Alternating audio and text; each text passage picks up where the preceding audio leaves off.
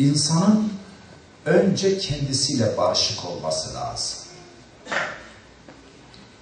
Hayatta beklenen bir barışın gerçekleşmesi için insanın önce kendisiyle barışık olması lazım.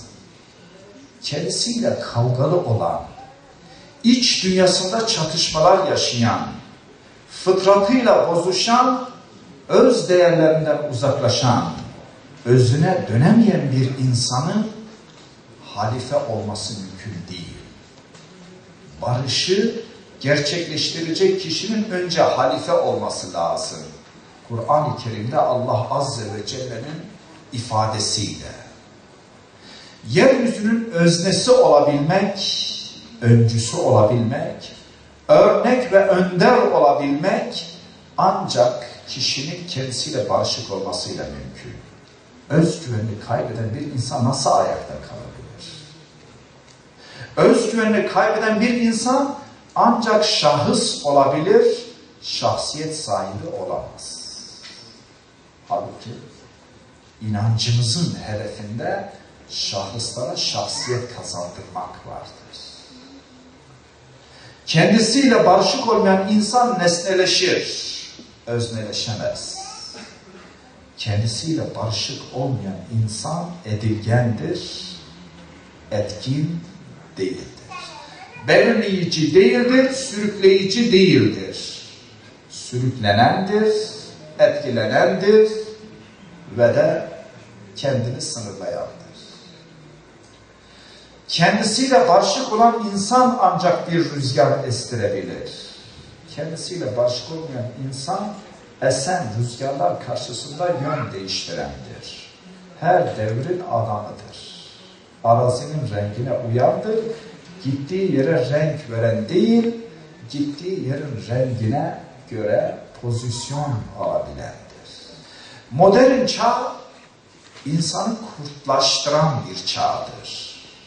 Modern öncesi çağ insanı mankurtlaştıran bir çağdır.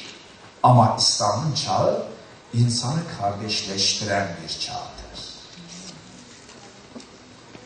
Mankurtlaştırmanın ne olduğunu az çok bilirsiniz ama ben kısaca, belki hatırlamayan kardeşler vardır, hatırlatmak istiyorum. Mankurtlaştırma eski Çinlilerde bir cezalandırma usulüydü. Esirleri yakalarlar, canlı bir hayvanı kesip derisini yüzdükten sonra esirin başına geçirler.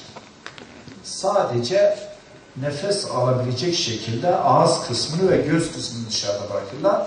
Onu güneşin önünde bekletirler. Güneşin önünde bekleyen o deri gittikçe büzüşür ve beyni sıkmaya başlar.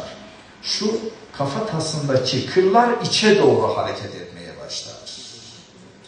Korkunç bir işkence ve neticede insan hafızasını kaybeder, geçmişle ilgili tüm bilgilerini kaybetmiş olur.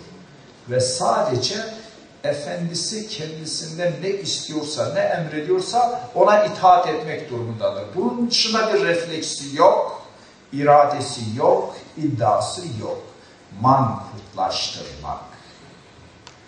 Ve nitekim diktatörlüklerin, müstekbir sistemlerin nesilleri, toplumları nasıl mankurtlaştırdıklarını, hatta modernizmde bunun benzeri şeyleri görüyoruz.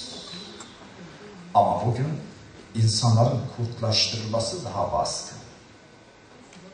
İşte tam da sözümüzü söyleyeceğimiz bir zaman. İnsan eşref-i mahluktur. Dolayısıyla insana yakışan kardeşleşmektir. Hatta çıtayı biraz daha ileri götürüyoruz.